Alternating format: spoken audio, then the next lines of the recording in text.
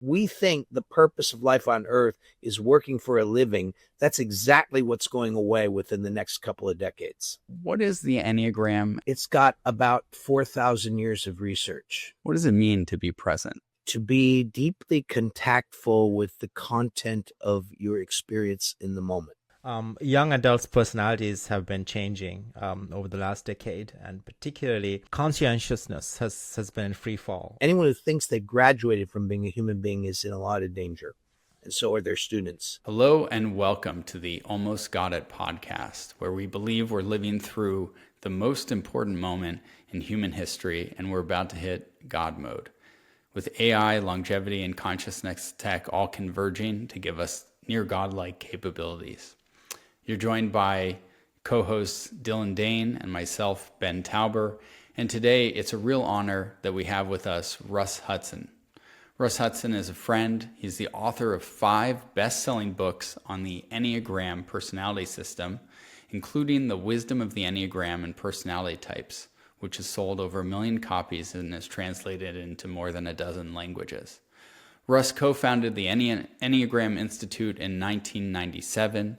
He graduated Phi Beta Kappa in East Asian Studies from Columbia University and teaches at the Esalen and Omega Institutes. He's also had notable appearances on Good Morning America and CBS This Morning. So Russ, I think one of the questions to set the stage here is just, what is the Enneagram? And it has these 9 different points, and maybe you could describe in brief, what are each of those points for our listeners who haven't heard of this? Well, the Enneagram, if you see it, it's a diagram. It's got a circle with these inner lines. And the circle is a symbol of unity, and the inner lines show kind of dynamic interconnections between these different parts. And I would say all those parts are in each one of us, but we sort of enter the dance of life through one of these portals. It's our way of approaching things. And they're numbered 1 through 9. And I start with 8 usually because of the first 3, 8, 9, and 1 are what we call body-based or belly intelligence, kinesthetic intelligence. The 2, 3, and 4, the next ones on the circle, are heart intelligence, emotional intelligence.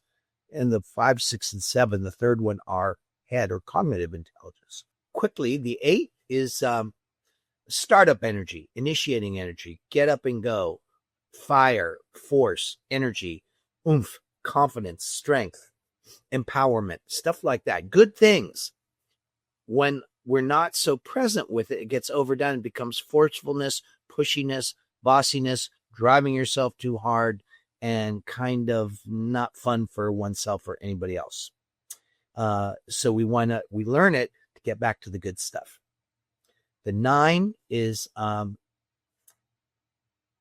relaxed, landed in ourselves, feeling at home in the world and with ourselves, connected with everything, has a lot of creativity coming out of that, and inviting people to come home to themselves one way or another. And so 9s are pretty easygoing, pretty generous as people. If we go too far with that, we're easygoing to a fault. We start to avoid conflicts or challenges. We just want to kick back and mellow out, and which is fine, but then people get very annoyed because they need things from us and we don't feel like dealing with it. And that creates problems, right? And it can go even further, but I think that's good for now. 1 is the part of us that is about integrity, standards, purity of heart, doing the right thing, doing good things in the world, being of service to what we see as possibility for human beings. All wonderful. Where would we be without any of those gifts?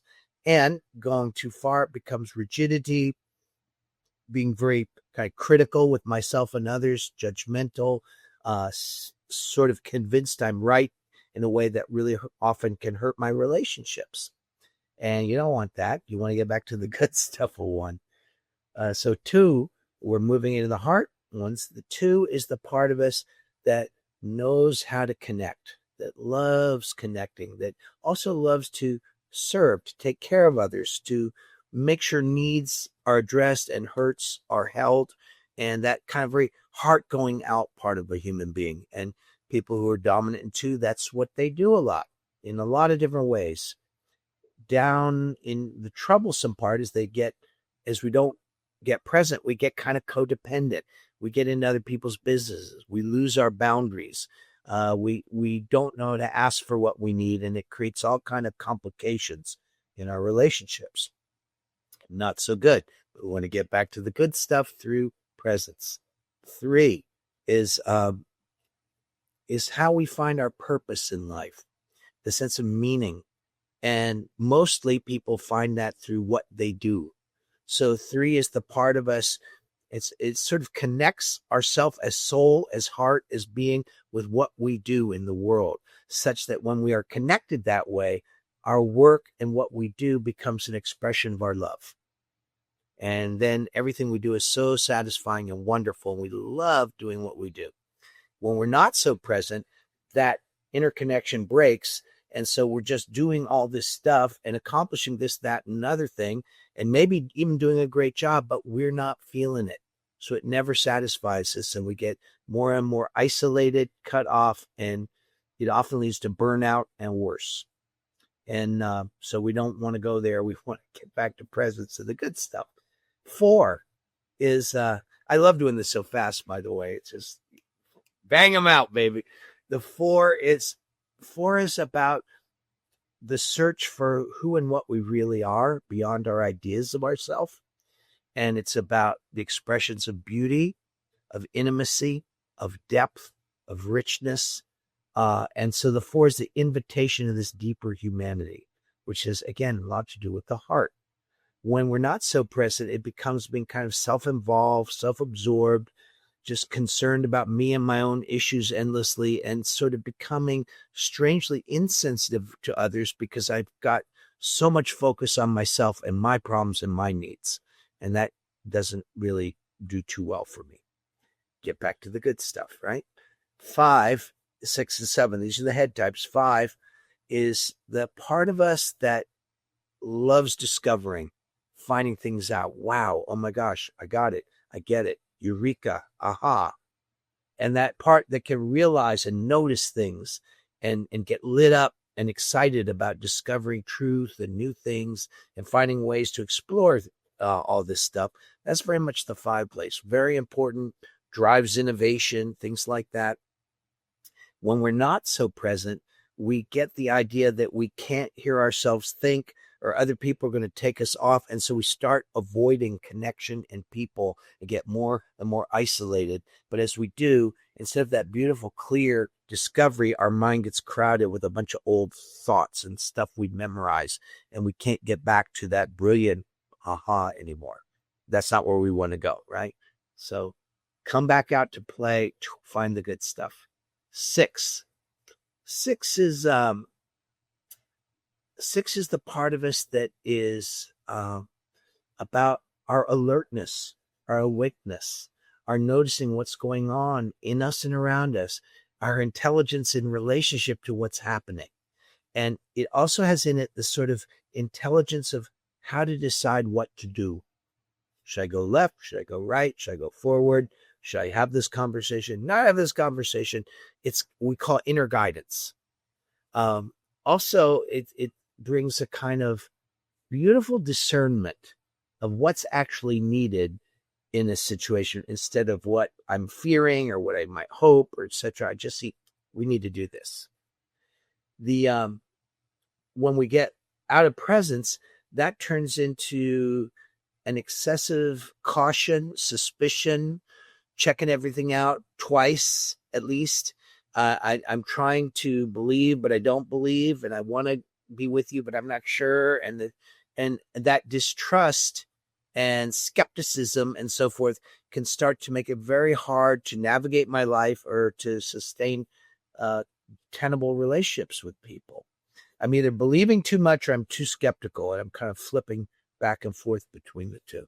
And you don't want to be there. Paranoia is not a good look. 7, our last one. 7 is the capacity for joy, the positivity without any reason for it, kind of gratitude just for life, for existence, and seeing and feeling possibility and living into possibility and exploring this world while we can, exploring the experiences of life while we can. All beautiful, wonderful. When we're not so present, it becomes being distracted, being into too many things, not being able to keep a certain train of thought going because I could do that, and what about that, and what about that? And we end up scattering our talent and our gift, and that's not so good. So, we want to come back to that beautiful focus and appreciation. So just remember, all of the 9 points, they're not your identity. There's something that it's very important to be aware of in yourself to bring forward your gifts and to get back to that good part of being a human being. There are models out there that, like Myers-Briggs and things like this, colors, different personality typing systems. And before we dive into your past and the origin, your interest around the Enneagram, I'm just curious if you could distinguish a little bit for our listeners, what makes the Enneagram different compared to one of these other systems? Well, all those kind of systems, typologies, maps have their uses. Myers-Briggs is pretty popular, and there's DISC, people use that. Both of them help us see how we tend to approach problems. If you know your Myers-Briggs and you're an introverted thinker, is what I am, for example, that tells you how you like to approach things. But the Enneagram goes one step further and says, why do you approach it that way? The Enneagram goes into psychodynamics, early developmental issues, underlying stuff that most people are not initially aware of. My experience is when people find out what they are on DISC or what they are on Myers-Briggs, it's interesting, but it's not a shock. You just... Russ, how was the Enneagram developed? What's the science behind it? Like, what's the... Yeah. It's got about 4,000 years of research. It comes from very early perspectives in contemplative traditions, particularly in the West. Although there's similar observations in Eastern traditions. But it came out of people who were trying to stay focused in spiritual practice. They were trying to stay awake, present, in their language, connected with God that way. And they started to look at what happened psychologically that took them out of presence. How did they lose track of things? Now, those philosophical notions have been around for many, many centuries.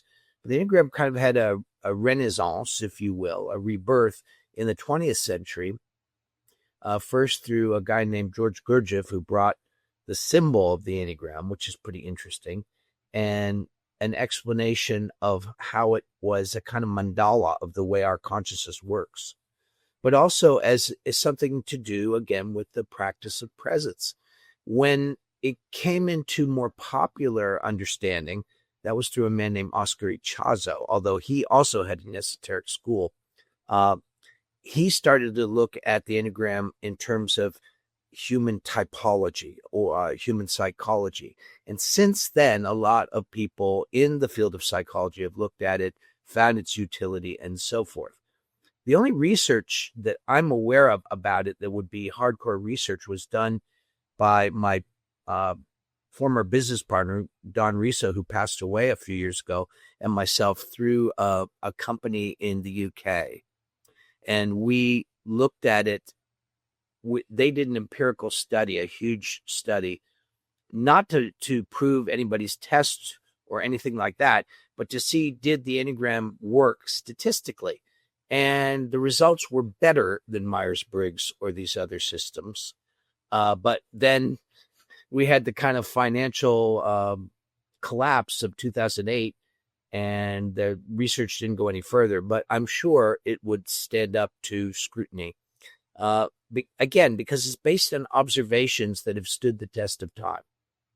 If this didn't work, people wouldn't still be talking about it after all this time. And just when I was working with these academic psychologists, of course, they were skeptical. But once we started talking about oh my God, that's my wife. Oh, that's my mother. Oh, that's me. And the shock and the simultaneous shock and delight of it is a sign that it's hit the target. Well, Yeah, and I don't recall who said it, but they said all models are wrong, but some are useful, right? And that's in how my I see it. Yeah, and so my personal experience, the utility of the Enneagram is just Yeah. sort of far beyond these other models in terms of how it impacts our life. And so one of the questions that we're sort of curious about is, was there a formative moment for you in your childhood or early development that sort of led to put you on the path towards the Enneagram, or towards this desire to understand and know consciousness and seek presence? I think if I go back to my childhood, I was my dominant pattern is 5 on the Enneagram. So like a lot of little 5 kids, I was What is the 5 for our listeners? All right. The 5 is the person is focused in the intellectual center and is taking a kind of withdrawn or introverted approach, but trying to get a handle on reality and what's going on out there before I'm willing to enter in and play. And so that's sort of my modality. But as a kid, I loved science and loved learning about stuff, natural science. I was one of those precocious kids who was learning about chemistry and physics when I was in grade school. But I also realized something was missing in all that. And so I started reading. I was in a Christian family. We started reading the Bible, started talking with Jewish friends, started learning about Islam, tried to learn about Buddhism and Hinduism. And what is this? What's all this religion? Is this just people being kooky, or is there something to it? And I became interested in, is there some intersection between the scientific and the spiritual? Is there some kind of agreed upon place that we could work from? And so as a teenager, in my early 20s, I was like a lot of people of my generation, going around checking out gurus and spiritual groups and things like that. But I found the work of George Gurdjieff through the writings of P.D. Ouspensky, a man who studied with Gurdjieff. And Gurdjieff's explanation of the situation made a lot of sense to me. I as a young 5, And his explanation was the Enneagram.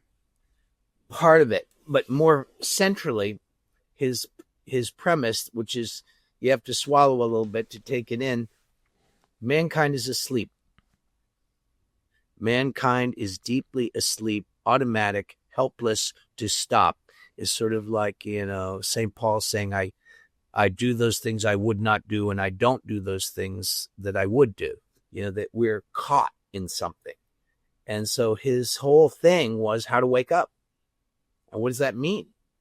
What does it mean? And it isn't necessarily waking up to some brilliant Satori, just awake enough to actually be in the conversation or the meal you're having with someone instead of lost wherever we are.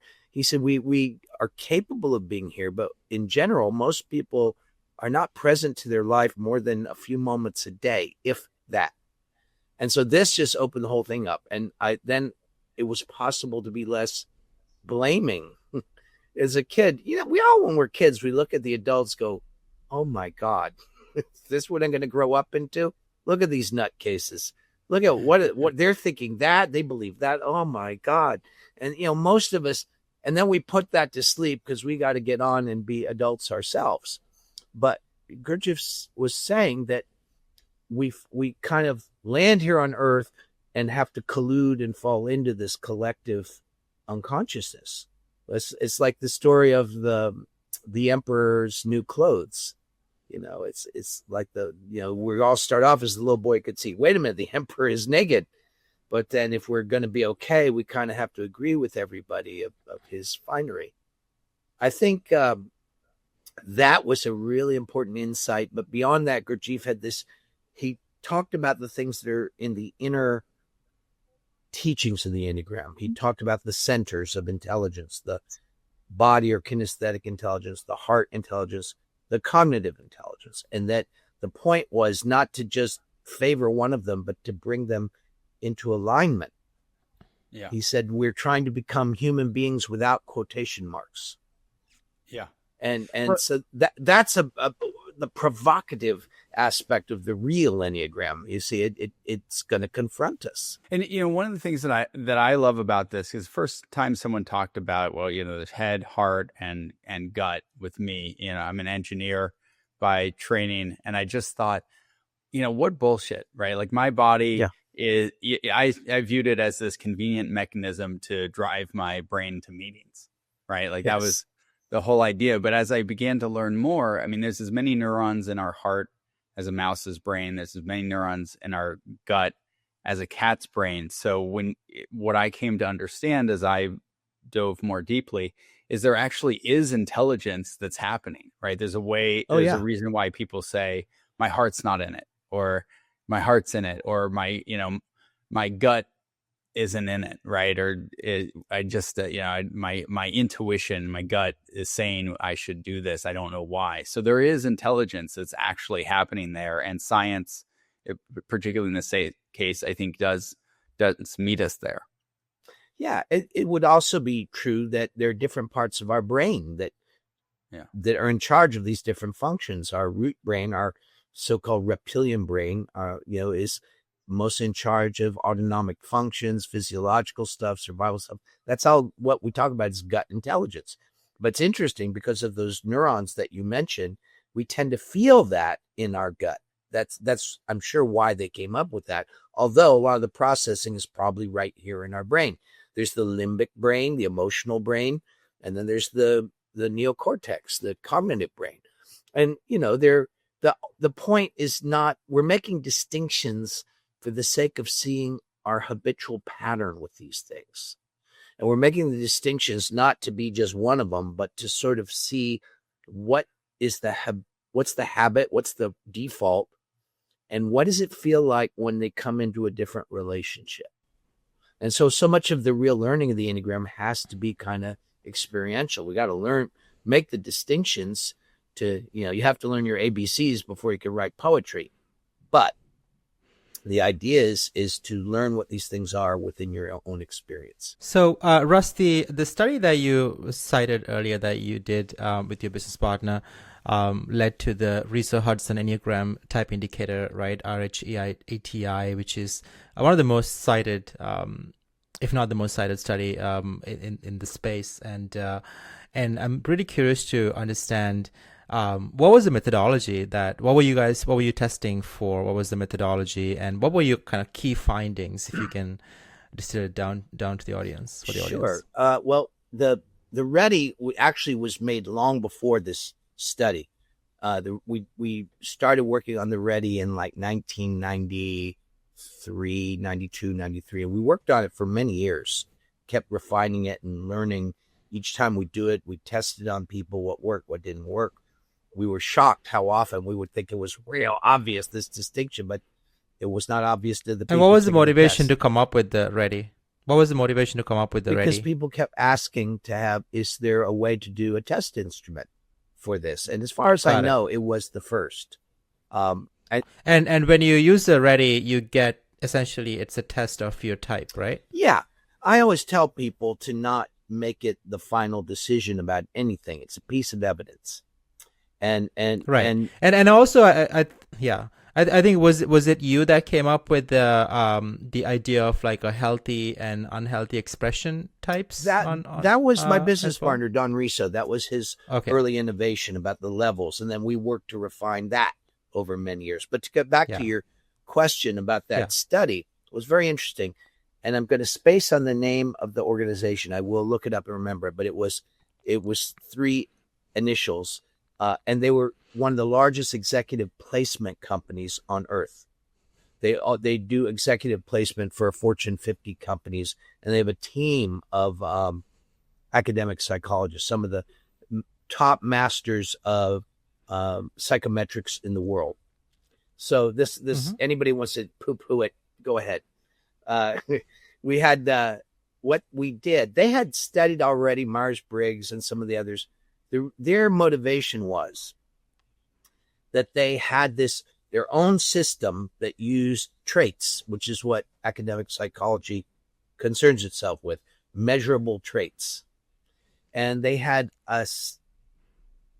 Big Five works with that, etc. But they had 36 traits that they measured. And each candidate, each person that took the test, you'd get like a graph of their 36 traits, how they sat on all these 36 traits. What we did with the Enneagram was we took, I can't remember our sample size, it was between 200 and 300 people. And we had people that self-typed as a certain type, had taken the ready, and that confirmed their type, and that we, Don Riso and I, both agreed that was their type, to have sort of a gold standard. Then we had all these people take the test, not an Enneagram test, 36 measurable traits. The hypothesis was, if there is something to the Enneagram, all the people who are of the same type should have a statistically similar fingerprint on that graph that was not measuring for their type, and a statistically significantly dissimilarity. That's a mouthful. If they're not the same type. And it came out in many cases twice standard deviation. So in other words, this blew their minds. They couldn't believe it. It was the best of all the psychological systems they had.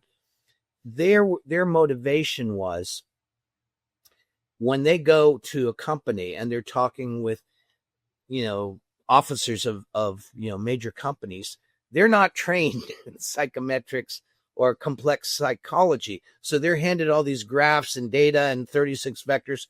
Their eyes would glaze over.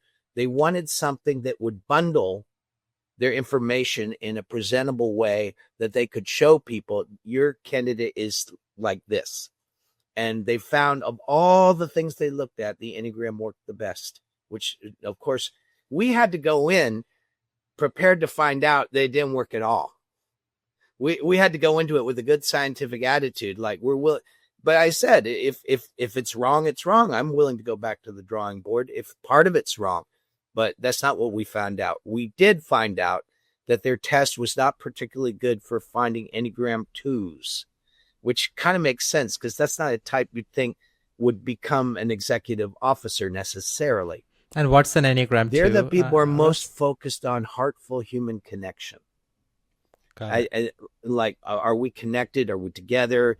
They're the people who go out of their way to make other people welcome, to make other people think of other people's needs, like that.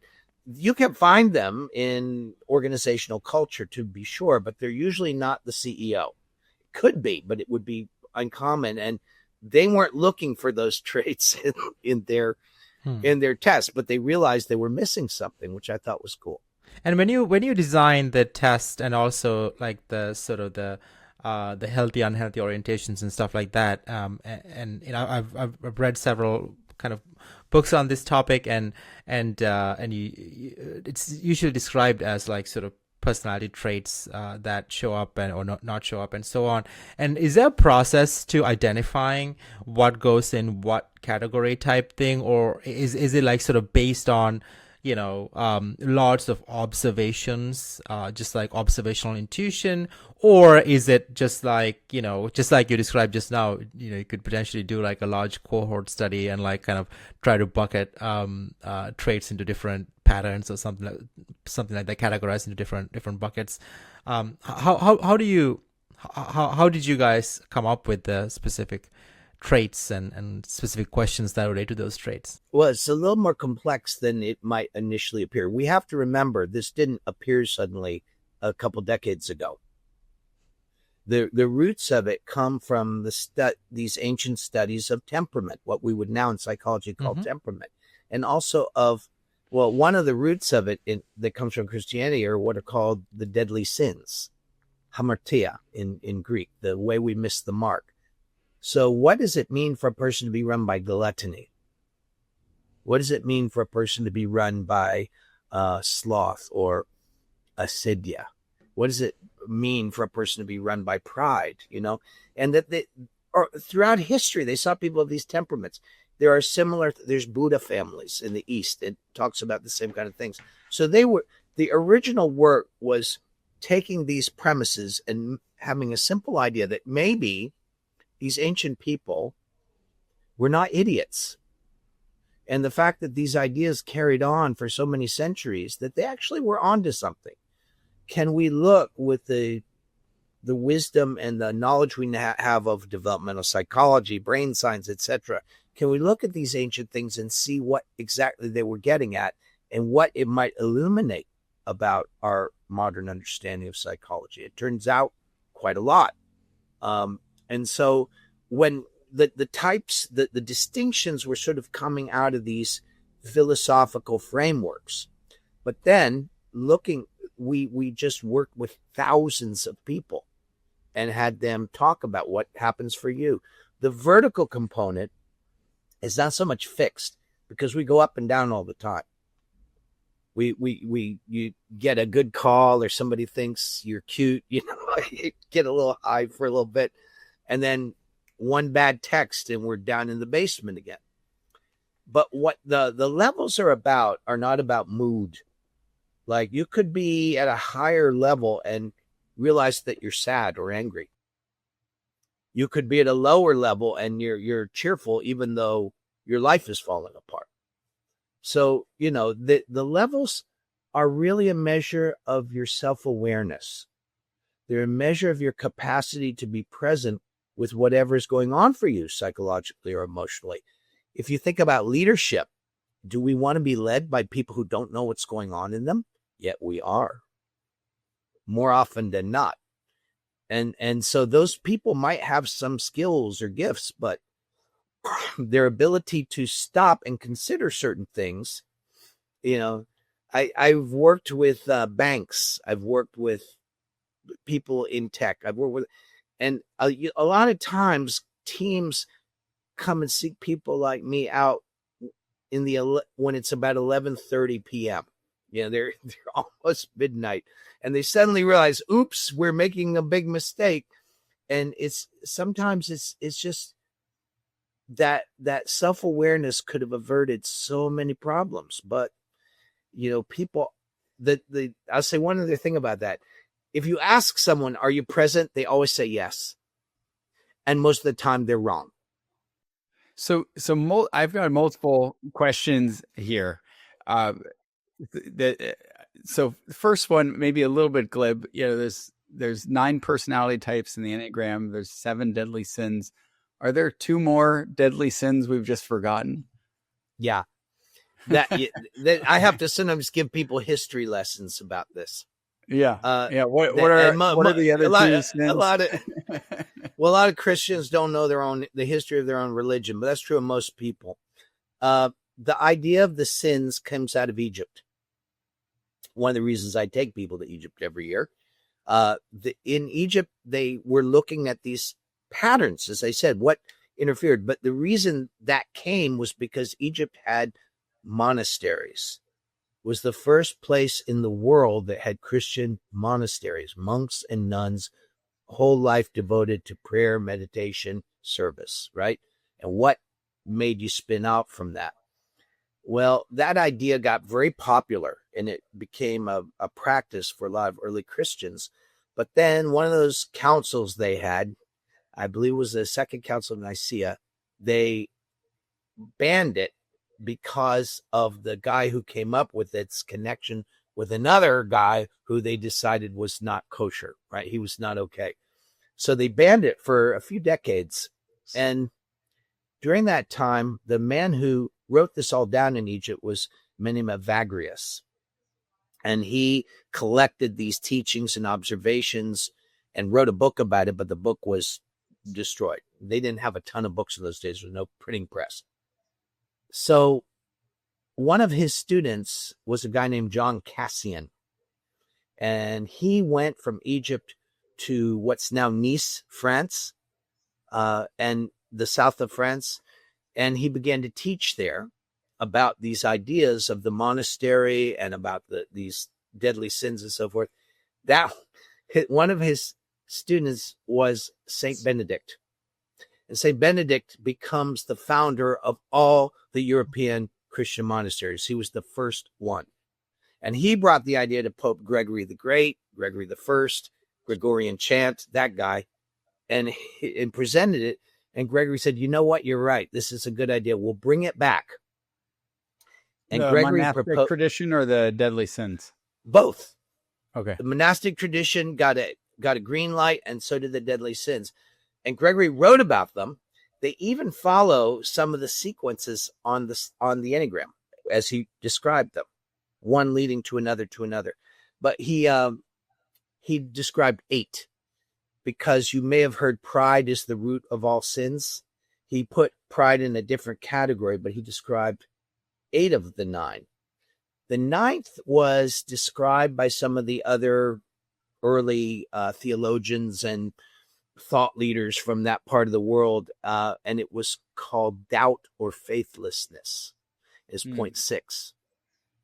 But there are a couple of other esoteric reasons I think it might have been left out, but it was doubt is one of them. I thought pride was already one of the 7. So is there? No, pride was it was they had anger or wrath, that's 1. Pride is 2. Vanity or vainglory, 3. Envy, 4. Avarice, 5.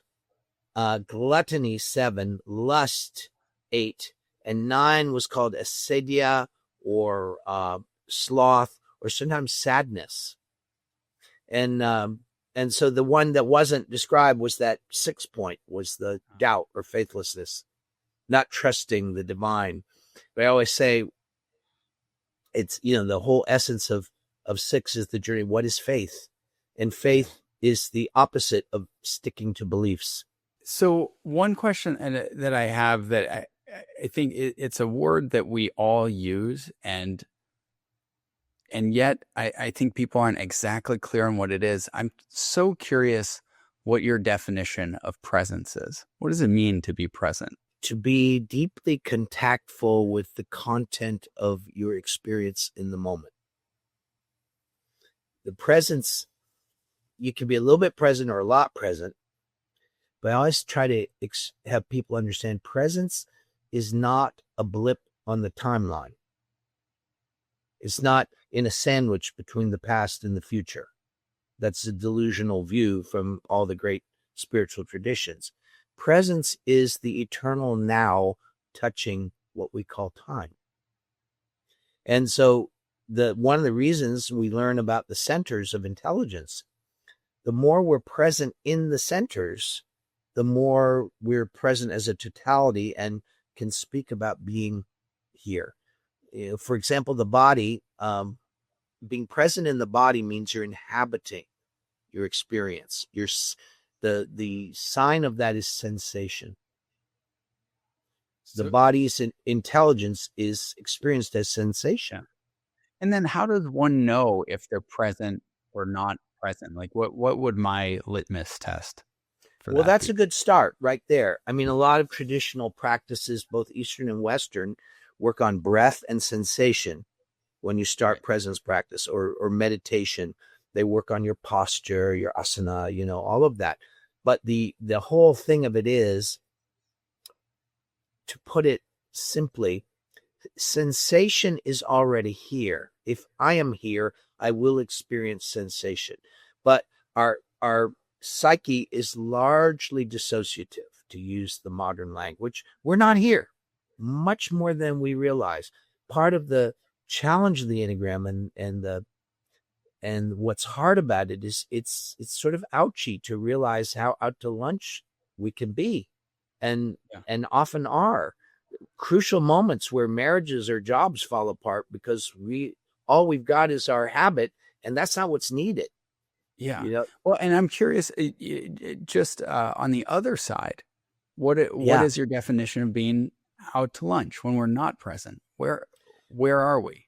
Is it lost in thought? We're identified with self-concepts, narratives, fantasies about the future, fantasies about the past, fears about the future, reactions about the past. We're kind of following this movie in our head instead of being in contact with the experience of the moment. And people say, well, what if you got to figure something out? You can figure something out and be present, but you'll actually be more precise. In the East, in the Eastern traditions, there's and I'm talking Far East particularly, there's emphasis on presence throughout all the Eastern cultures. But you look at like Japanese or Korean or Chinese culture, like something like calligraphy. You have to be present to get those characters right. And you've got ink brush on wet paper. You got one shot. If you're not mindful, it's right there on the paper. And so a lot of the mindfulness training is to give you feedback, to show you, not quite. There you are.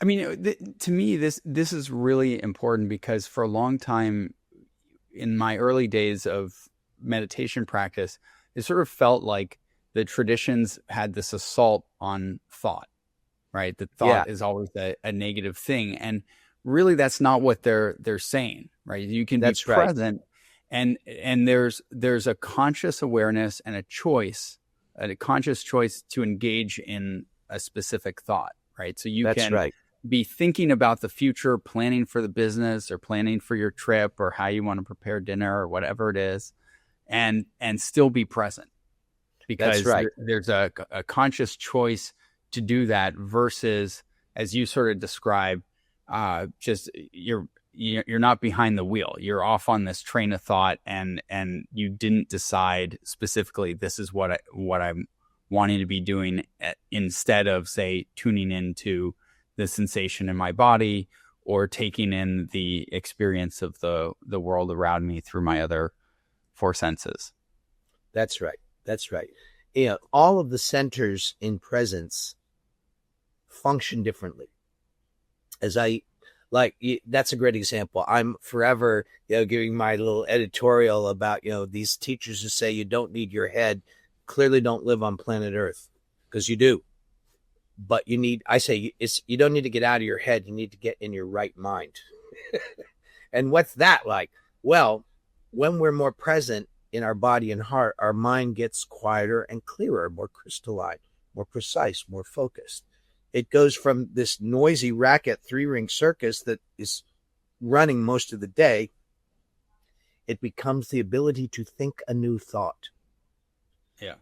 Repeating old opinions is not thinking. Right.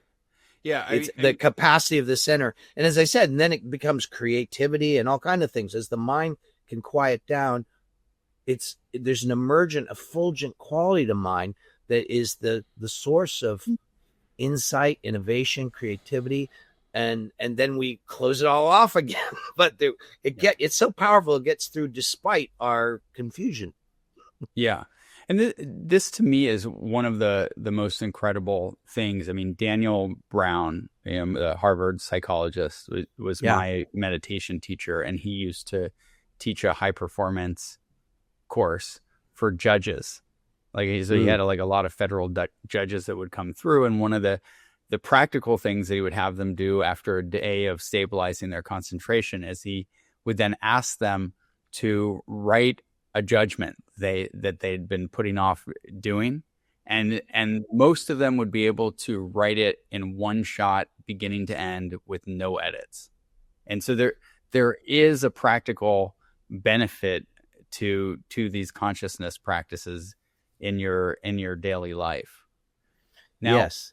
But there's one question that related to presence that I really wanted to dig in with you about, which is, and it comes from actually a comment that you sort of made to me offhand years ago that I really appreciate. It's been one of my mantras, but I heard it first from you, which is, you said to me once, "I'm only as present and aware as I am right now."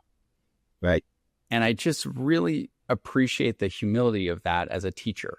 Right. And now, having run Esalen, I've met a lot of teachers, a lot of gurus. And I think part of the trap of this is a lot of them have achieved forms of awakening or things like that. But then there's a narrative that they're always present. They're always aware. Right.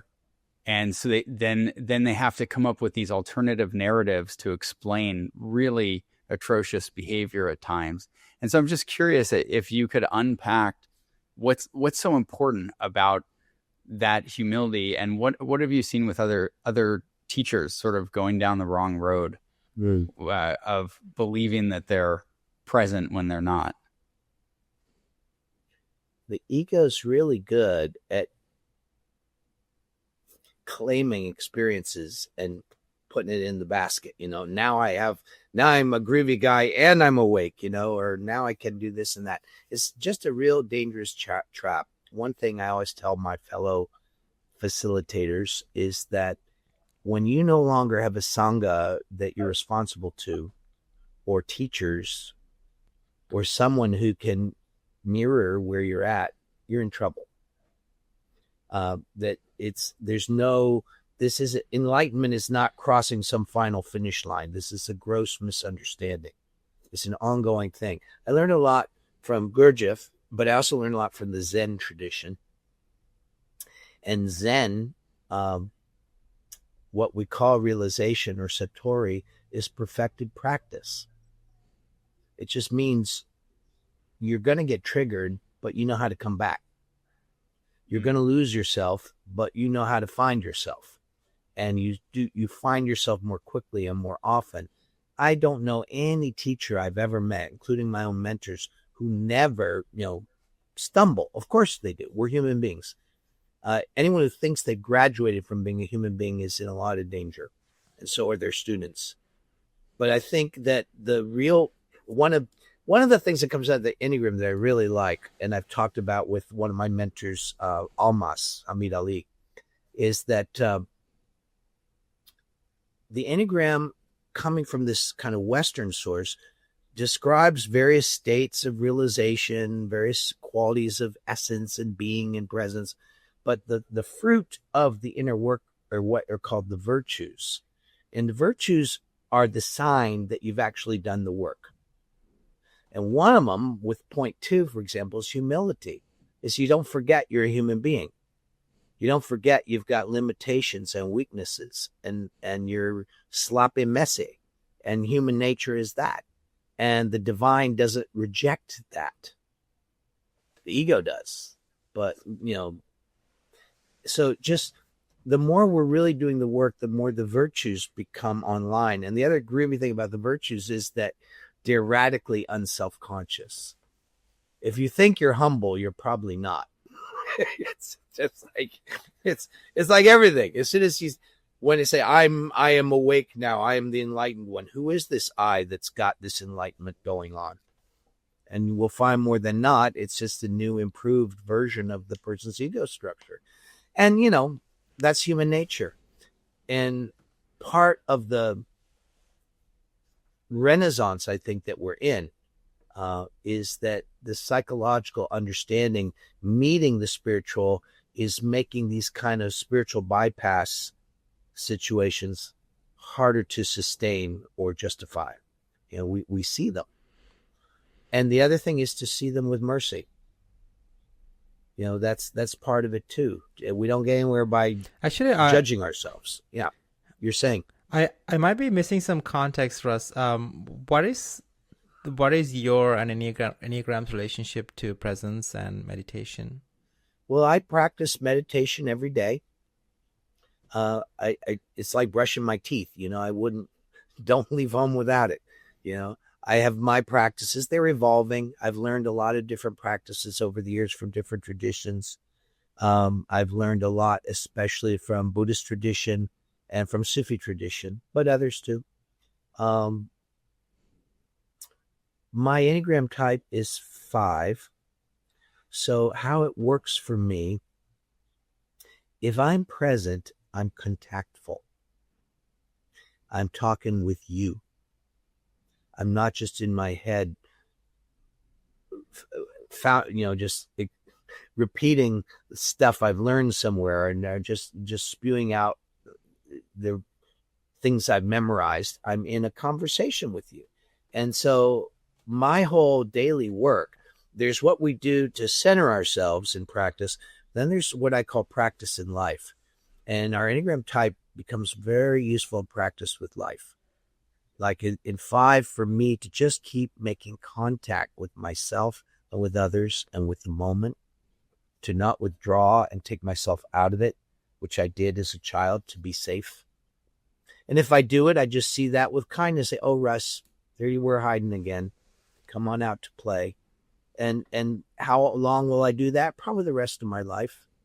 It gets easier and I get to more and more subtle places with it. But each Enneagram type will have something like that. Like 2s, and we mentioned 2s.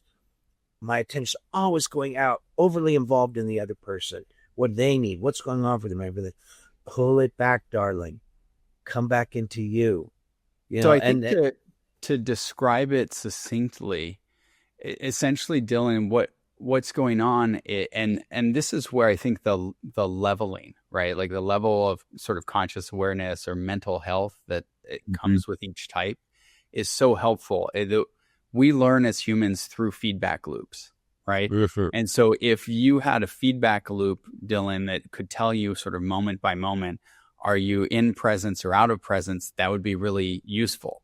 And so the feedback loop is actually through behavior, right? By having these different levels that describe what your thought processes will be or the actions you would tend to take. I mean, this was the aha moment for me with the Enneagram. I've had very few times in my life where I felt like I had like a genuine epiphany and my whole life played back through my consciousness. And the Enneagram was one of those where I'm an Enneagram 1, which is sort of, it's the teacher, the reformer, but it's also the perfectionist.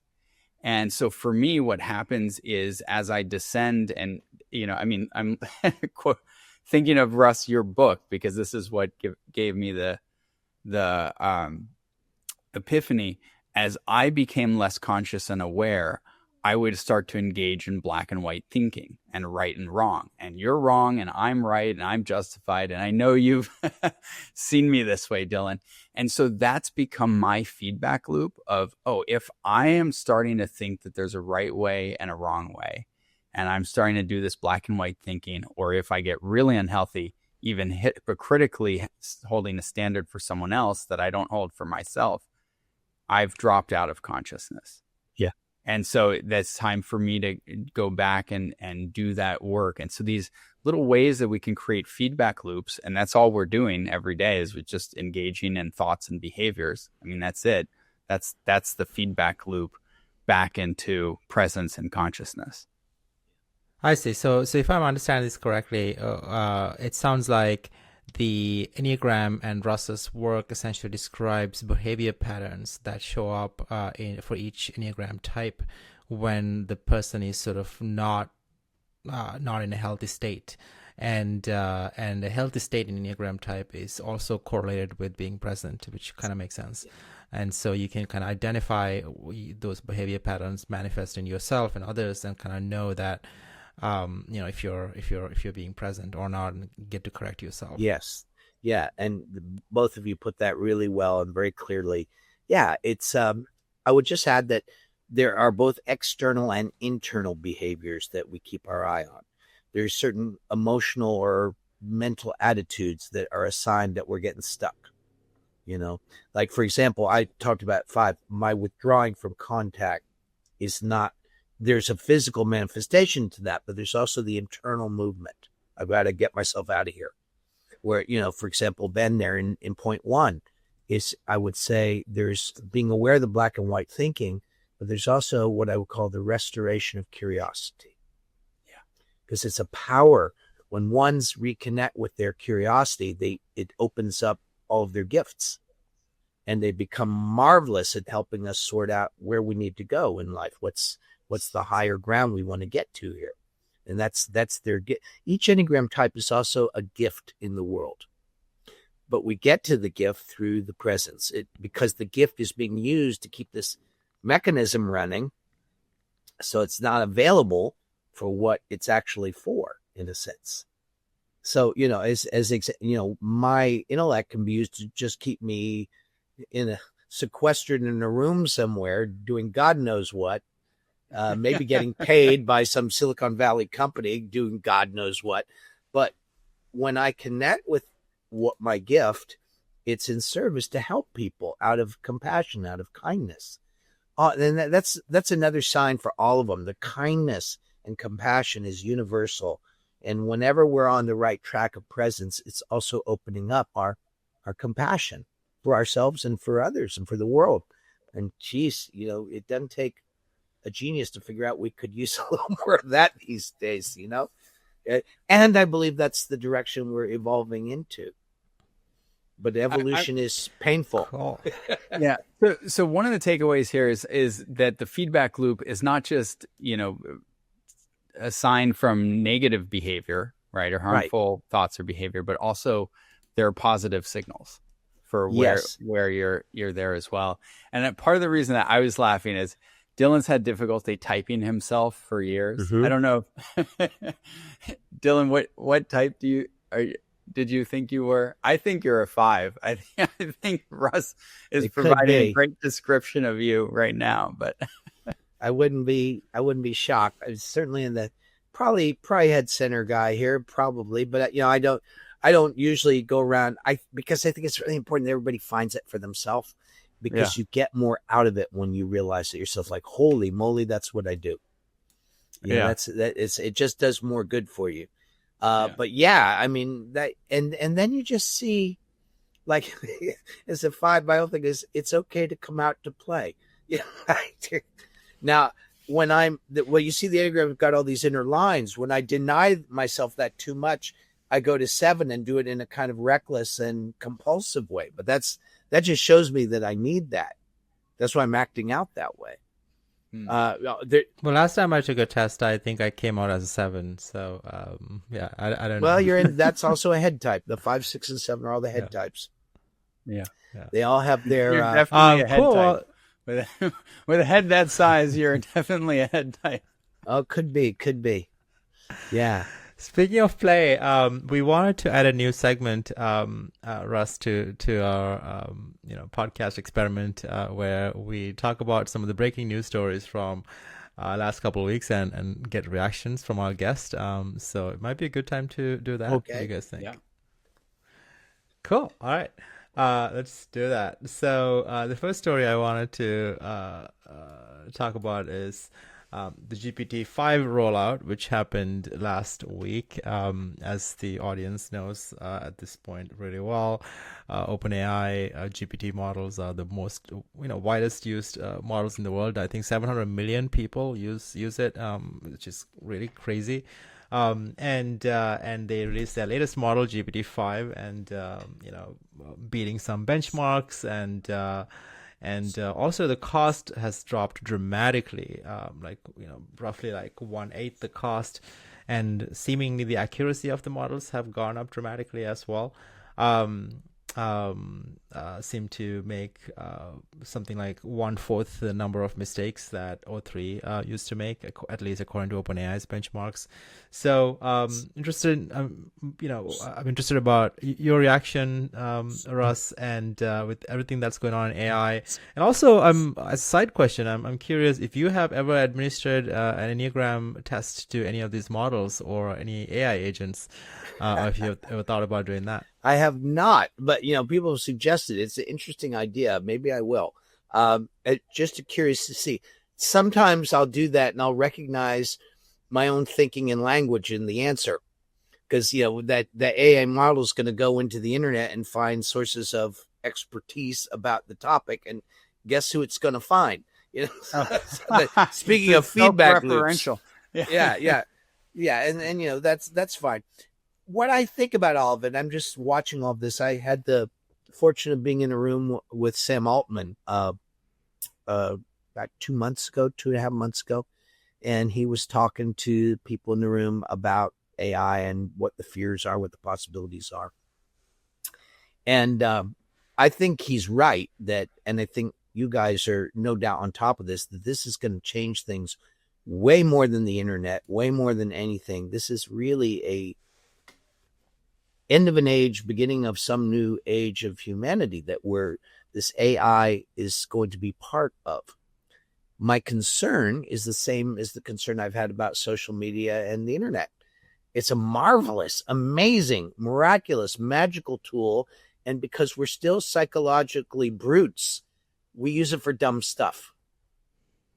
Mostly what we're doing with social media is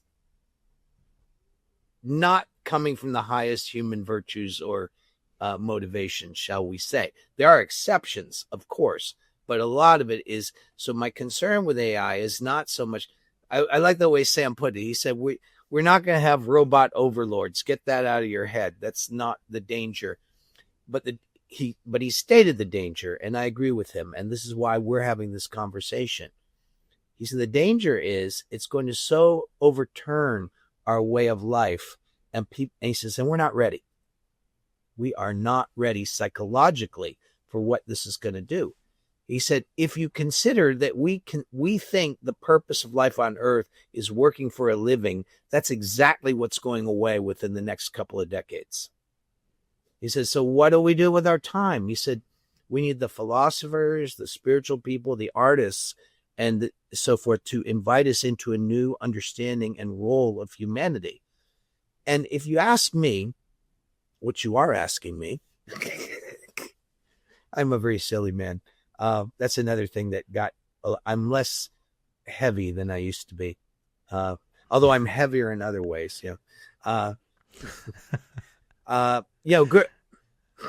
Yes, sitting in front of computers all day. No, Gurdjieff, when the guy who brought the Enneagram symbol and the ideas behind it appeared and started teaching in Russia in the beginning of the 20th century, like before the First World War. And he said these teachings had come into the world from these kind of secret spiritual think tanks that had been around for centuries, because it was time, because in the next 100 to 200 years, humanity was going to go through such massive changes that we needed help. And so he said these tools that had been kept secret were being revealed to the world so that we would have some supports, figure some things out, find some ways to navigate what is sort of like, with Trekkies, so I say we're about to jump to light speed. We've been on the impulse engines and we're going to hit on the warp drive, but we've never done it before. What's going to happen? So, a lot could happen and we could crash the ship if we don't know what we're doing. So I think there is the problem of our time, and I think a lot of people agree with this. Our technology, our external technology has gotten way ahead of our internal technology. We're producing things that are miraculous, but we psychologically and emotionally have not caught up with the miracles that we produce. So then we can't be surprised when those miracles come out and get used in distorted ways. We learn. How do you think these external technologies could be used to, better improve internal technologies, as you put it? Have you thought about or seen one of the challenges, for example, I've had with Enneagram is that I read the book or maybe a couple of books and it's all made a lot of sense. But then I kind of, okay, what do I do with this now? Like, how do I apply this to my life? Mm-hmm. And I just honestly didn't get anywhere, right?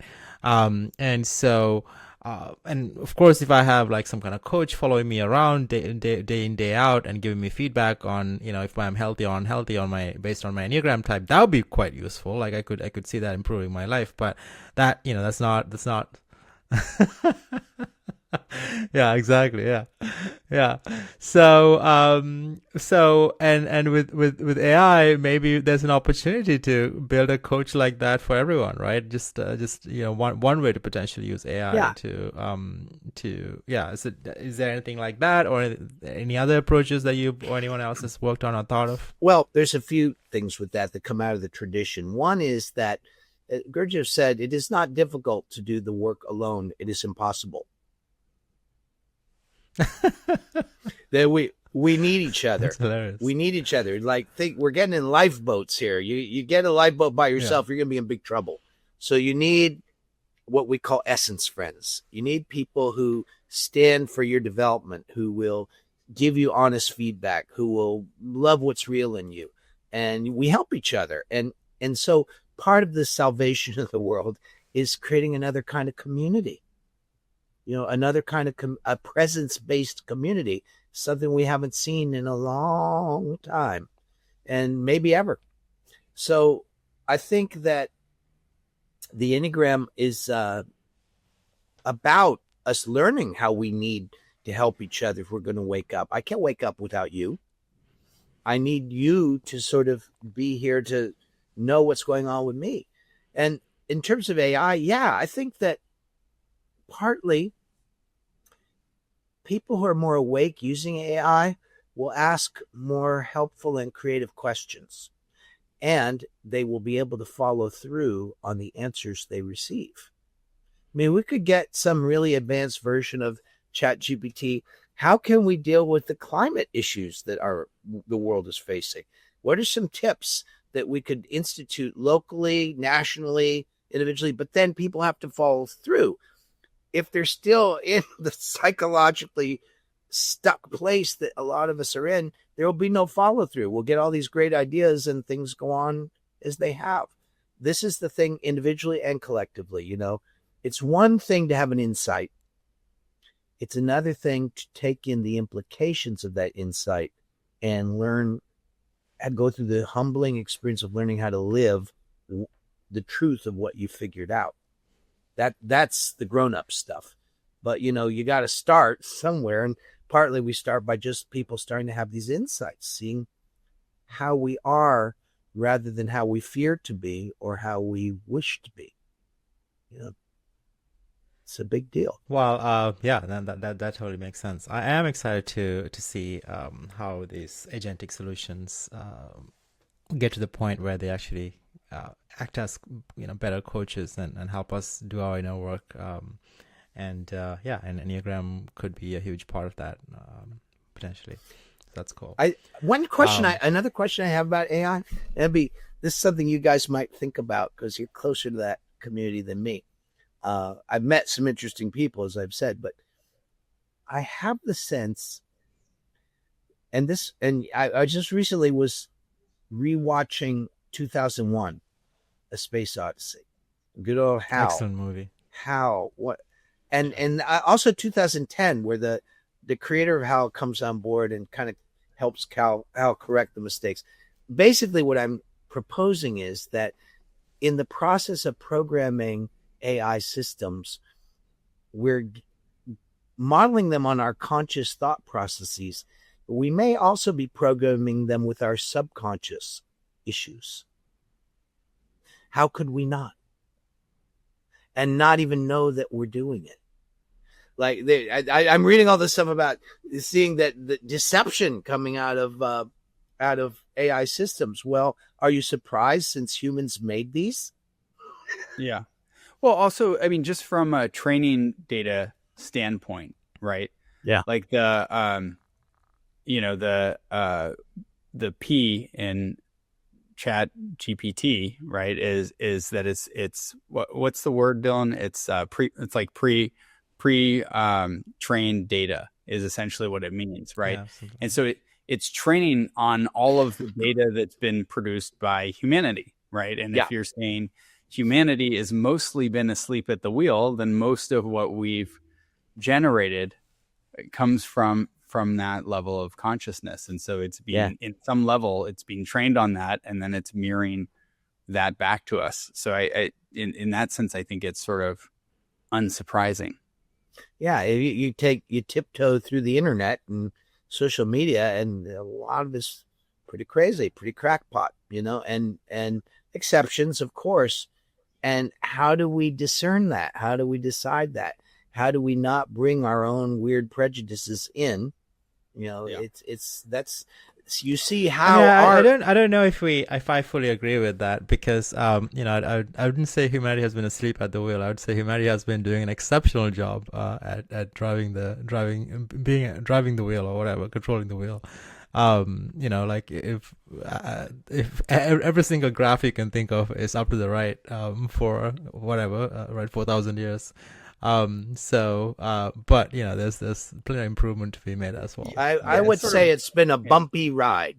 And there have been some of the history there in the last 4,000 years you wouldn't want to live in if anybody paid you, including some of this century. We've lived through a kind of Pax Americana.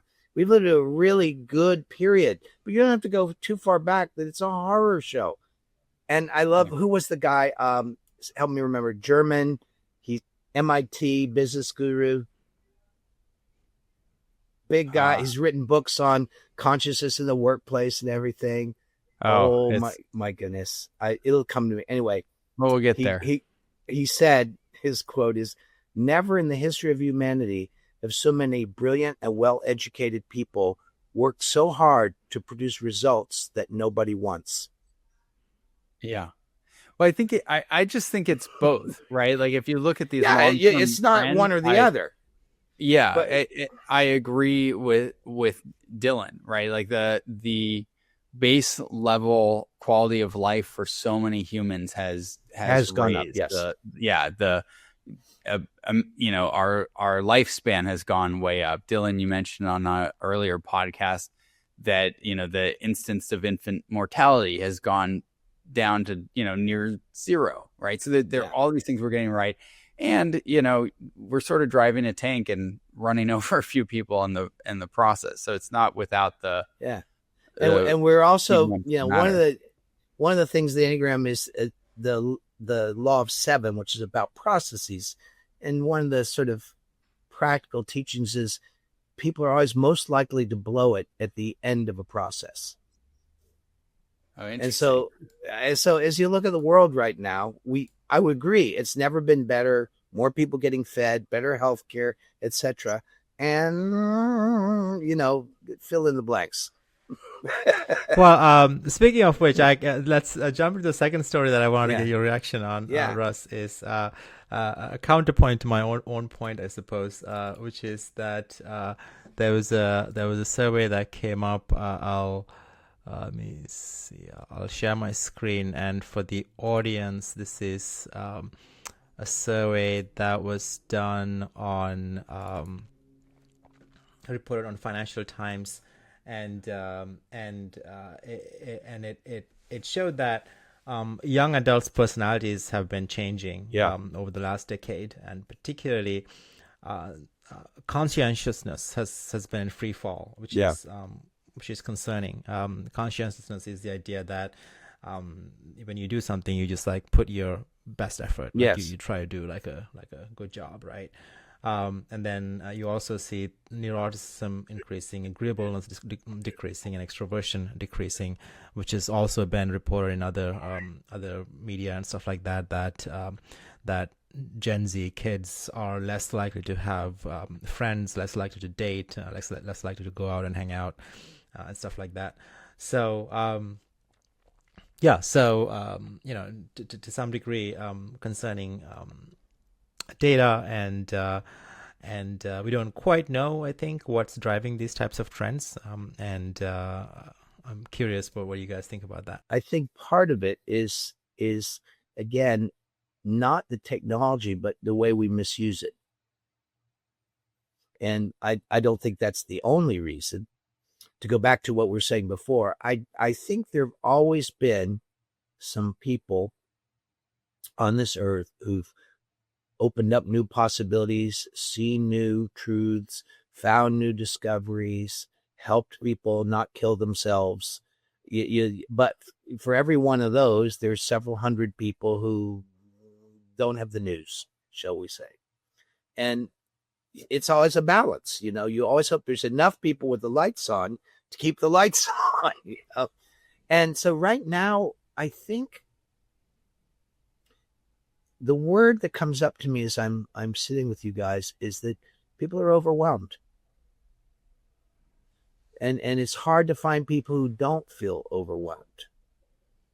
And we just people just trying to get through their day in a state of kind of psychological overwhelm. And it's been going on for a while. This isn't a new issue. It's just growing, though. much to the point of what you just showed us, Dylan. And so this is where what we're talking about comes into play. We will have some quick response, retort, defense, answer, whatever. It's probably not the right answer. Can we sit and breathe and look at that data? Can we take it in? Can we check in with some other human beings and start to get sense into an idea of what might help this problem? Or do we jump to our positions, which is what people are doing more than ever these days? Being asleep does not mean lacking competency. Competency disconnected from heart and soul can lead to catastrophe. And we live in a world where we've developed certain parts of us quite a bit. But some parts of us, you'd be better off living in the ancient world. Some parts of us have atrophied. And so I think that's one of the reasons for the overwhelm.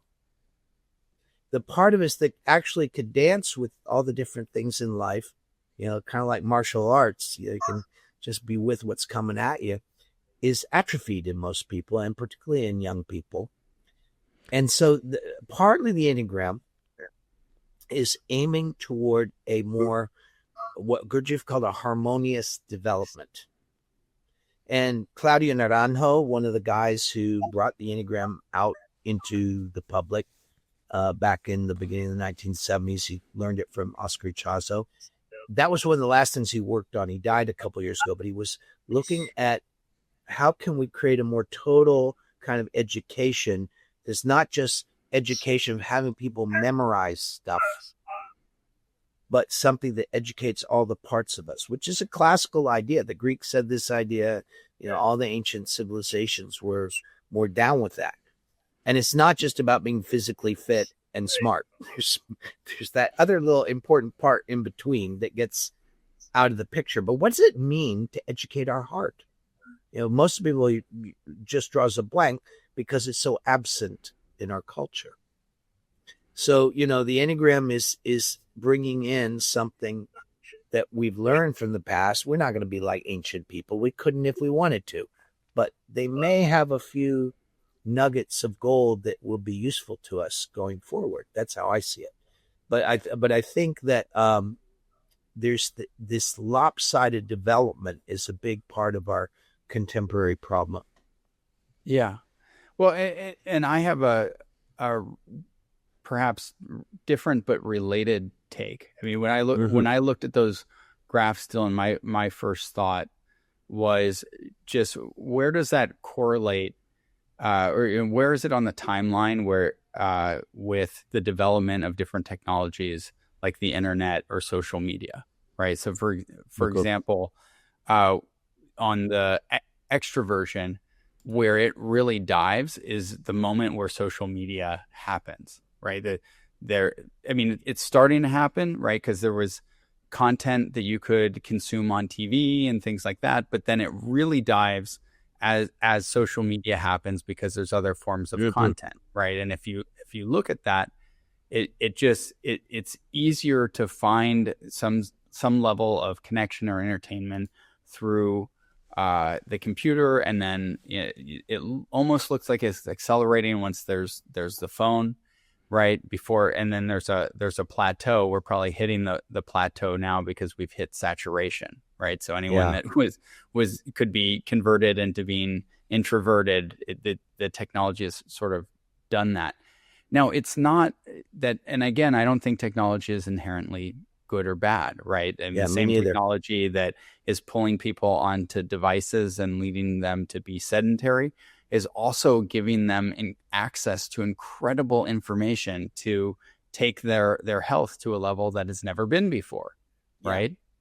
And so to me, that's sort of the double-edged sword. And the second point that I would make is that I believe that there are sort of these memes, mind viruses and things like this, these concepts that get popular. And what technology has done is help to radically accelerate some of those. So some concepts that were already sort of in the culture could get accelerated. In particular, in the West, I believe we have this focus on definition through what we achieve, right? And in particular, the United States actually filtered for that trait, right? Ben Franklin was posting advertisements in Europe, basically saying, if you value a man based on their work instead of their name, come to America. And that was a great idea, 250 years ago. But if you move that forward and iterate on that for 250 years, you get a culture focused on, self-worth through achievement, right? And that idea accelerated and compounded with social media and being able to see what others are doing and how great their lives are and what they've achieved and how wealthy. And so I think part of it is just that these concepts that have been so prevalent have been accelerated. I think I think the promise here is what Sam Altman was talking about, is that we can also through AI and the freed up time that we're all going to have, accelerate the inner landscape and our consciousness, right? And and this is where I'm sort of interested to go with you, Russ, is the potential renaissance around creativity. I mean, that's my thesis is I think, assuming that we aren't all killed by AI, which I don't think will be the case, that the ability for us all to create and express authentically is going to multiply, 10,000 fold. Yeah. I think that's a potential in it. It's like a lot of people, when they see these problems with the tech, their idea is that we should get rid of the tech or we should stop using it or turn away from it. Yeah, let's go back to horse and carriage. Yeah, let's go be Luddites, right? I don't think that's the issue. The issue is having more, what do I want to say, mature, balanced, developed nervous systems, which the Enneagram shows us we assume we're already there. I can assure you we're not. We are not there. And the evidence is all around us. And so if we have these technologies, the people aren't in a psychological state to use them in the way you're talking about, Ben. They're going to use them to amplify the craziness that's already there on social media. And it just becomes, when we don't have achievement, we go for the appearance of achievement. And there's a lot of social media right there. Yeah. Yeah, we are looking like we're doing better than we actually are. So one question, but I still think that, to your point. Well, so what I was, okay. What I was going to ask is you're now have taken an interest, as you were sharing to me before the show, in the intersection between the Enneagram and creativity, and as the opportunity and the time for creativity expands, what do you think is the potential? How can the Enneagram be used to expand our creativity? Well, I'm writing a book about that now with my dear colleague, Catherine Bell. She's up in Canada. She's a very successful businesswoman, Enneagram 8. So it's a fun collaboration. 8s make things happen, and she gets me off my duff. And so we're working on it. And she's looked at it more from the organizational side and working with teams and collaborators and stuff. And I come from my more artsy background. But we're looking at how creativity isn't just about art. It is about art, but it's about a lot more than that. It takes creativity to raise a kid. It takes creativity to create a business. It takes creativity to solve a practical problem. In a good conversation, there's creativity. There's creativity in cooking. So anyway, the two of us are looking at it more broadly, and how it intersects. And our premise is the place that creativity comes from within us is the same place that is opened up through these presence practices. You get centered and quiet, you're going to have more creative ideas, as you were shown by that judge, the guy teaching the judges. You just get better ideas when you get your inner noisemakers out of the way. But people don't, you have to first see that that's a possibility, that it feels better, and that the way we're usually going around ain't that.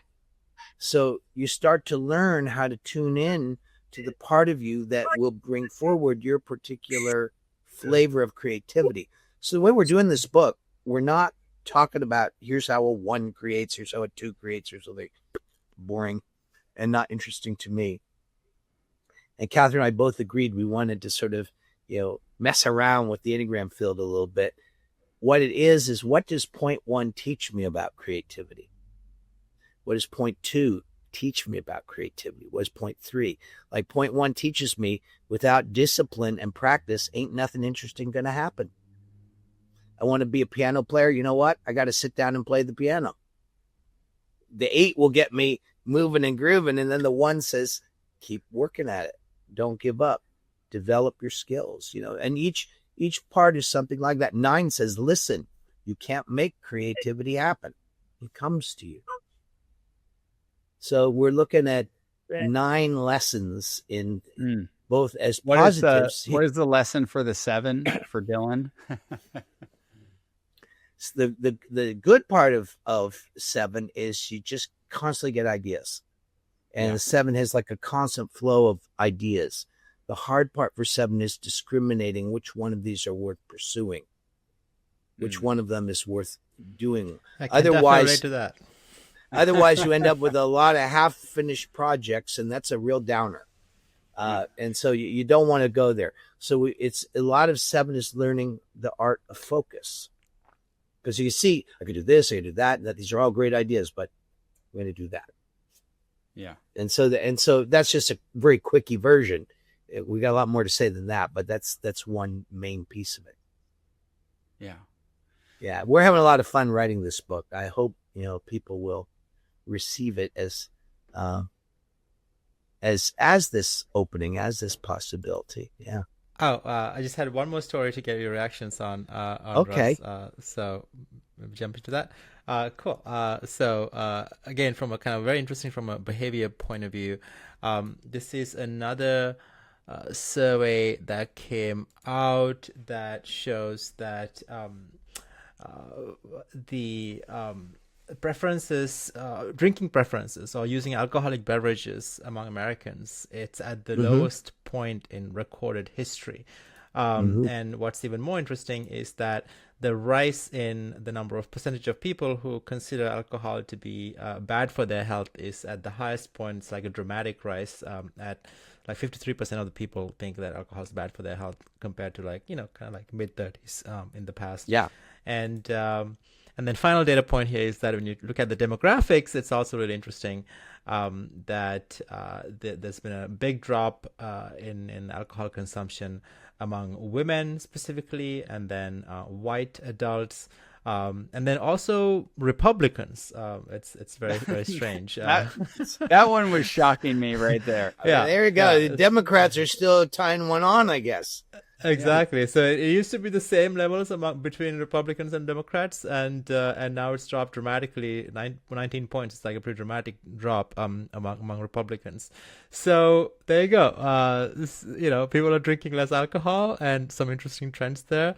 Any reactions from is there like do you think this might be an Enneagram relationship or something else going on? What do you think? I don't know. I think there is sociological. Some of it is education. Some people realizing that, drinking too much alcohol is definitely not good for you. And I think historically in Western culture, bars and pubs and taverns were the social matrix. That's where everybody met. You went and got a drink after work. You went and that's where people met each other. People went to meet a partner, it was bars. And then I think somewhere in the 90s, we got this idea that maybe coffee would be better. Yeah. And so I'd be curious to see about coffee consumption, which I'm pretty sure has gone up dramatically. So we went from a downer to an upper. So there you go. I think coffee's up. I also living in New York City. And if you walk around San Francisco, you might notice that certain other drugs of choice have gone up, particularly marijuana.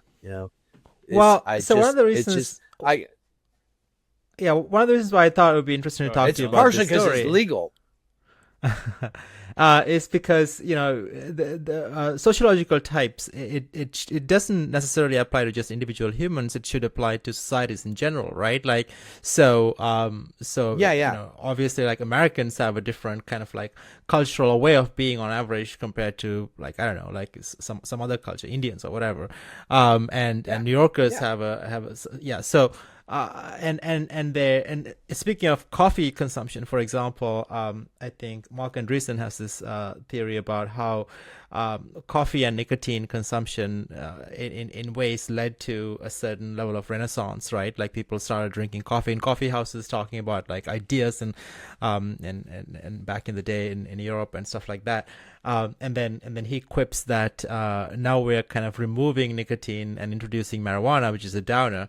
What implications does that have on society at large, and maybe like the Enneagram type of our society, right? Like I don't know. Like I'm curious if you have thought of in these terms, like mass kind of changes in societal behavior, societal type, so to speak, like people drinking less, and how does this shift things? I think there's probably a lot of elements to it. I don't think it's a type thing. I think any of the 9 Enneagram types can be alcoholic. Any of them can like coffee. Any of them can be on the straight and narrow. There's no addiction is across the board. Some types might be more likely to go for an upper, and sometimes be more likely to go for a downer.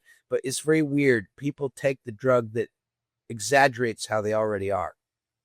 People who have kind of depressive personalities take depressants. People who are kind of hyper and antic, they're going to do cocaine or coffee or something, amphetamines. Yes, that's what they need.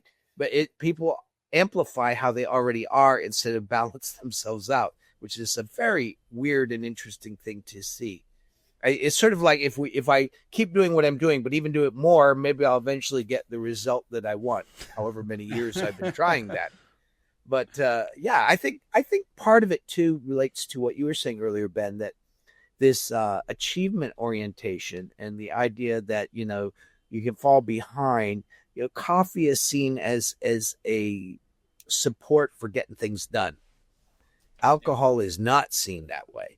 Alcohol is seen as certain slacking off or getting out. I mean, some people, there are.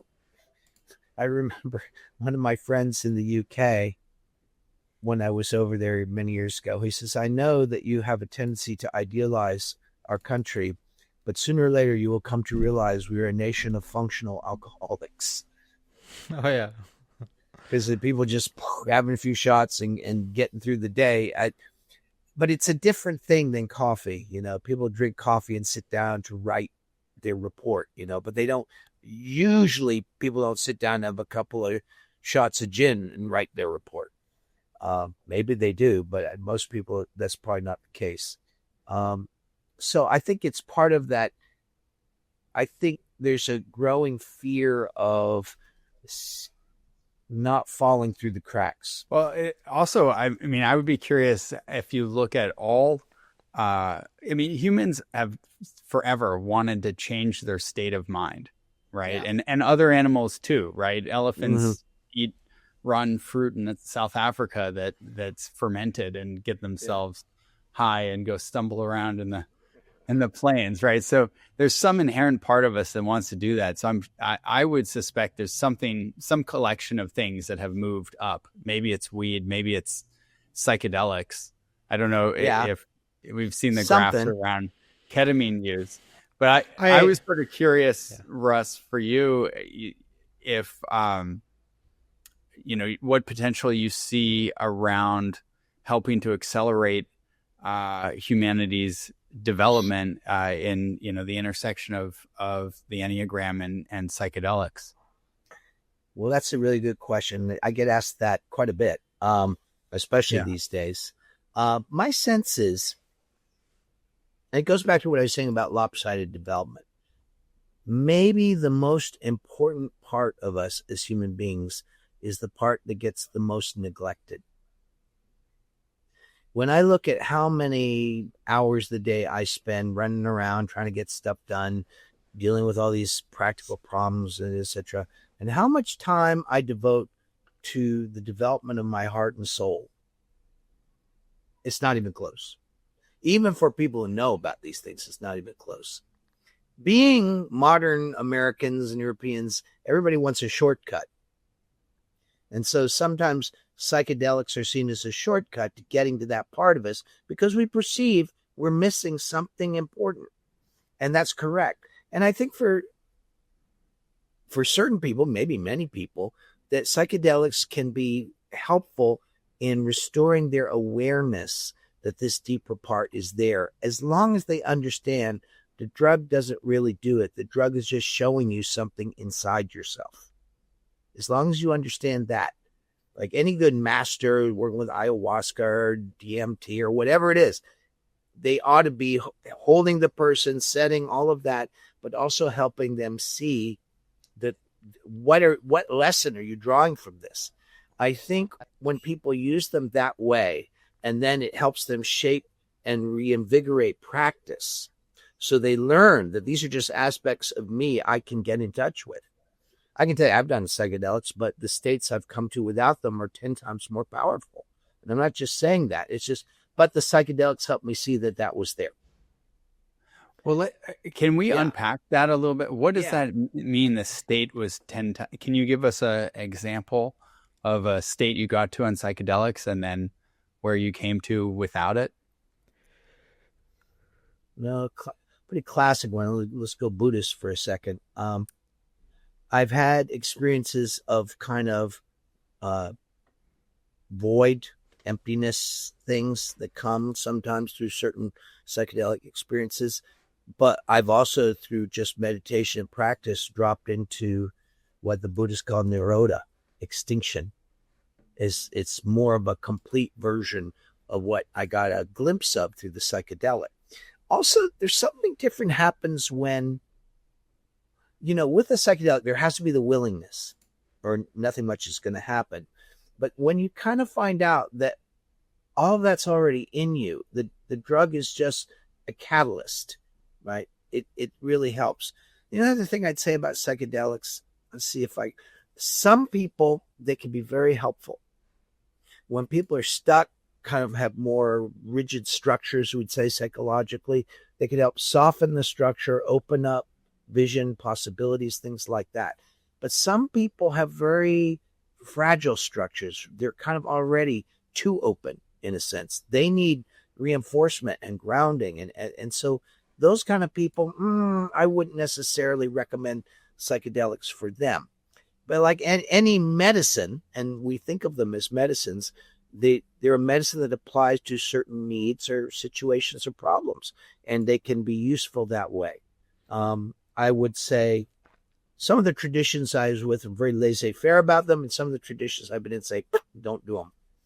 And I kind of have more of the moderate view that, for some people, they can really get them going on their path.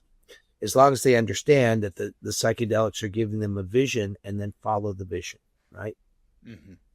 That's what I would say. Yeah. And just to get a sense of before I'd take anybody on such a journey, I'd really check out their psyche, their psychological state. Is this somebody who'll benefit from this? If I do that, there are people who don't belong in a meditation group yet. They need some psychotherapy first. And, it's just common sense, really. Yeah. And that is a lot more true than people realize, particularly if you're in a lineage that goes towards what you call the no mind state, right? Like if you're focusing on ego dissolution, you need a healthy ego in order to do that, because you need an ego to function in the world. And so I remember hearing how, I think back in the 70s when Theravadan Buddhism was really getting popular, there were a lot of Westerners that were going into that and stabilizing into an egoless state, and then ceased to function, and then needed years of therapy and sometimes being committed in order to get back to a functional state, right? Yes. And so Yeah. Yeah, that goes back to the Enneagram in the sense that one time somebody was asking about Enneagram in relation to practice, and I said the self-knowledge that you hopefully acquire from the Enneagram helps you customize what practices and approaches will be most helpful for your balance and development. But because without that, people tend to go toward what they really don't need. That people who are already disconnected from society want to be in some kind of renunciate path where they don't have to deal with anything anymore. That might not be what they need. And if you got a good teacher or coach, they're aware of that. They're helping you zero in. Me reading more books about spirituality was not going to do the trick. I needed something else. I'm curious to bring this into some practical terms for our listeners, because one of the things that I really like for people to take away is how can they apply this to their life. And so for anyone who's listening or tuned in right now, how could they take so much of what you've built with the Enneagram and apply it? Where do they start? What would you recommend? The most popular book that Don Riso and I wrote was called The Wisdom of the Enneagram. And we wrote that book to not just describe the types, but to suggest how knowing your type would help you practically in your life, in your inner work, in your relationships, etc. But also to give tips on things to do. One thing that's in that book is what we call the wake-up call for each Enneagram point, which, as I was saying, you want to have some sort of practice for cultivating your awareness, your presence, developing your being, and then you go into life. You don't want to have it just as soon as you get off the cushion, you turn back into an idiot again. You want to carry some of that awareness into your life. But what we did was we found a tendency that each Enneagram type does that tends to make them fall back into the trance of their pattern. And if you could keep catching yourself doing that, it would help you. For example, we mentioned point 2, the pattern there, the wake-up call is what we call leaning in. Energetically, you may not physically, but sometimes even physically, I'm into you, I'm into the relationship, and you've lost your center. So when you catch yourself doing that, leaning into somebody, deep breath, feet on the ground, come back into alignment with yourself. You can't really be in relationship with someone if you're not in relationship with you. And then if you're a 2, you'll do that several hundred, if not 1,000 times a day. And if you keep catching yourself doing it, it starts to build the muscle of your attention, build your capacity for presence, and start to grow the part of you that isn't your pattern, which is what we were talking about before. That's what I hope. That part growing and maturing is the part that's going to be able to dance with the AI more successfully, I think. And so each type has something like that. And I was also curious, how can this apply in business as well, right? I mean, you've worked with so many companies over the years. What are some of the benefits of bringing the Enneagram into the culture of an organization? Well, some of my colleagues do that full time. Catherine Bell, who I mentioned, wrote a book called The Awakened Company, and that's what she does. That's her main thing. She does other things too, but that's certainly a main offering. Mario Sikora, and there's several Enneagram teachers who do this, Ginger Lapid Bogda. Basically, it's the same thing, but you're doing it within the context of what the organization is seeking. You're trying to solve problems for them. That's how I approach it. Team building, a biggie. What do we got on the team? What are the assets we have on the team? What is missing from our team? If there's nobody of certain Enneagram points on the team, who on the team could cover what that orientation would cover? So, for example, if you got no 1s on the team, who's going to be aware of ethics and fair play and maintaining standards, quality control? Who could do that on the team since we don't have any 1s? So it sounds like building that into the organizational design and the hiring practices can Yeah. lead to outstanding results. And is there any data or evidence on that for people who are and interested? I will go to Catherine Bell has done a lot of work on that, and she comes from a business school background. She loves her statistics, she loves her data, and she's got a lot of research on that. The other big area we use it for is leadership development, team building, leadership development, coaching. All these are strong areas. I do some courses with my friend James Flaherty, who has the New Ventures West Coaching School out there in California. He founded it. But we do stuff about coaching. And again, that was the first training I ever took when I started getting into coaching. Was New Ventures West. Yeah, good old James. Yeah, partly how we approach that is an indicator of how the whole thing. Everybody wants to know right away, if I've got a 2, what should I do? If I got a 3, what should I do? If I have a 4? And the dirty secret is, if you're not dealing with your own pattern first, you won't do anything different than you already do. You have to get out of your own box. And one of the things glib but true things I said years ago that everybody quotes, the Enneagram doesn't put you in a box. It shows you the box you're already in without realizing it and how to get out of it. So you can do something outside of your bag of tricks. Out of your type. Yeah. Yeah. That makes sense. That's how James and I just said, first, see what you may have an agenda for your client that's not really what they need. Yeah. How can you be open to what your client needs? You have to get out of your own way a little bit. Yeah. Well, Russ, I want to thank you so much for joining us. I think this is a good moment for us to wrap, and I just feel humbled and honored that you made time to be on here. I'm sure you can tell I've appreciated a couple of the ways that you've personally impacted my life, which were not insignificant, to say the least.